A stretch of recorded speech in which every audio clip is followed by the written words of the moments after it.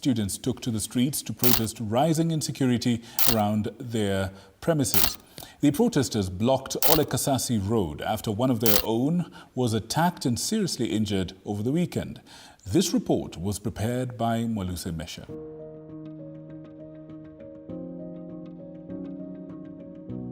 African Nazarene University in the vibrant community of Ongata Rongai has been faced with challenges of muggings and violent attacks.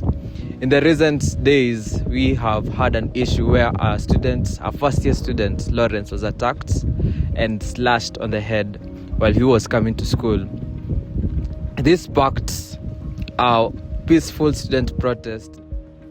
We are here today to confirm that after all that protest, after all that talk, and after all that outrage, were there measures taken? Do the students feel safer? With us today, we have a prominent voice in the protest known as Mr. Samuel Kikundi, who was one of the most prominent voices during the protest. And he will be telling us more about what measures were done and whether it was what as I say situation, not as I do.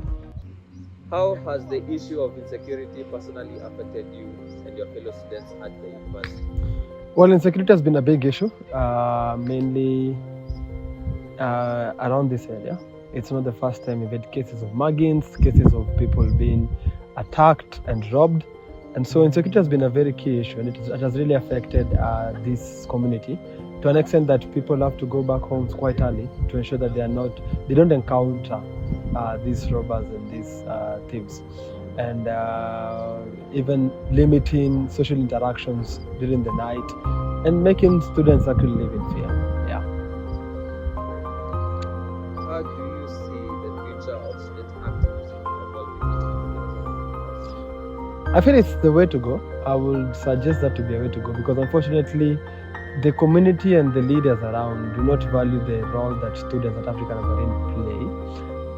In as much as African Nazarene University is a private university, it is something that the school ought to take very serious, because it was through the protest that at least something was brought out to light. And yes, we may decide to act modest, but what has modesty brought to us of late? We may try to act calm, but what has calmness brought to us? It has brought insecurity, it has brought bad roads, it has brought no lighting, it has brought like no one taking accountability. So I do feel like student activism might be actually a way in future, but hopefully we don't get to that area. That things can just be done by talking. Yeah. So how did the mugging affect your sense of safety on and around campus? My sense of safety, I think on campus you're safe. On campus I would have been tensed. I can even walk. But off campus it's scary. You never know you're going to meet at 6, at 5, at 4, at 9. Yeah, you're always on the lookout, because you might be the next Lawrence, you might be the next someone else, you might be the next one that you're either fighting a hyena or even fighting a thief, so you never know. I have heard there have been issues where hyenas have attacked people, hyenas attacked people instead. It's still going on, or was there something like that? Yeah, we saw KWS come. We don't know if they have done anything.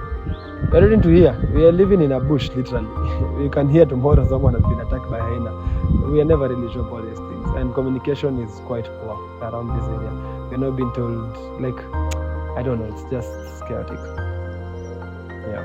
So what specific security measures has African Nazarene University implemented following the peaceful student protest to address the insecurity and muggings around campus? Unfortunately, none at the moment.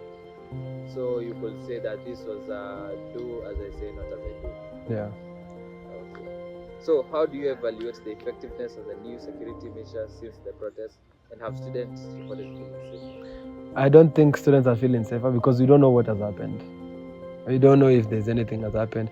We are still waiting for the lights. We are still waiting for, at least patrols are happening. But in terms of students feeling safe, I don't think so.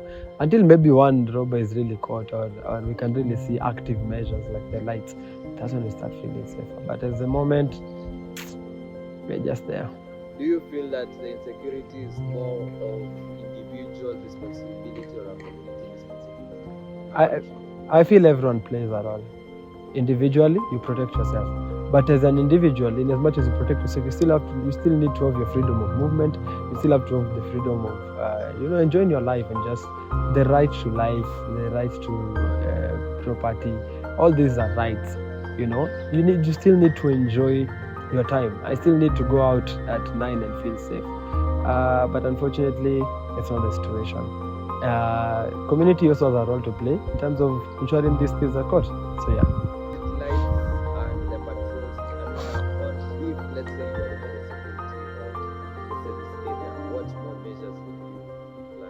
I feel there are starting measures. What more could I have done? I think we start with even community policing, because I'm sure people know these thieves. Secondly, you also, you make it tougher. Put even some curfews, especially when there's a round on need. Put curfews. Whoever you find outside, arrest them. That might be a way of reducing these people. Otherwise, the community may start taking the law into its hands, which we don't want to get there. But if you force people to do so, if you push them to the wall, they'll break the wall. Okay, can you say that Rongai is generally not safe, Ama is specifically this side of I don't know about other parts of Rongai, but I've heard also Rongai just generally is not safe. And hopefully, I can't say about Rongai, but I'm sure Olekasasi B and Olekasasi are not that safe. Yeah. So the final question, what is security? Personally, I believe that security is a right. It's not a privilege. And security is basically the ability for me to be able to live my life without fear. It's the feeling, it's what you see. It's the action and the feeling. In terms of I can see indeed I'm safe, and at the same time feel safe. Yeah. How safe do you feel living around I'd say during the day it's more secure, because that's the time when people are more active doing their daily activities.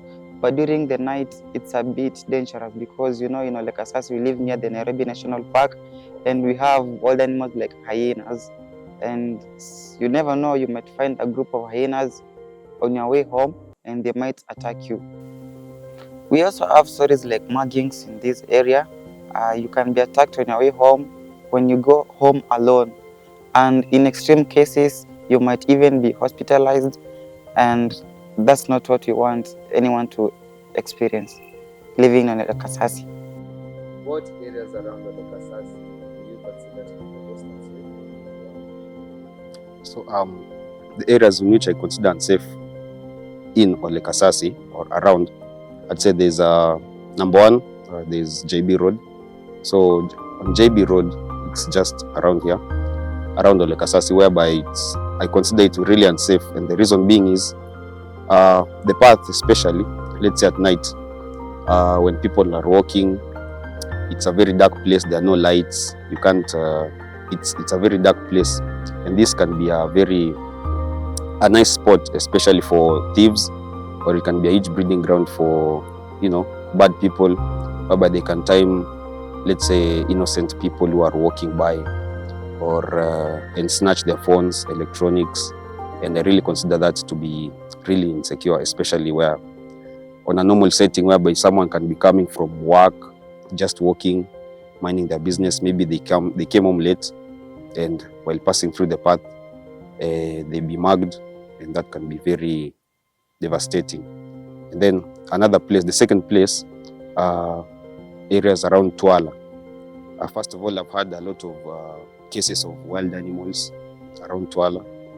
For example, hyenas, hippos, zebras, and this can pose a threat because when innocent people or normal people are resuming their lives, you can find a wild encounter with the hyena, and that can be devastating.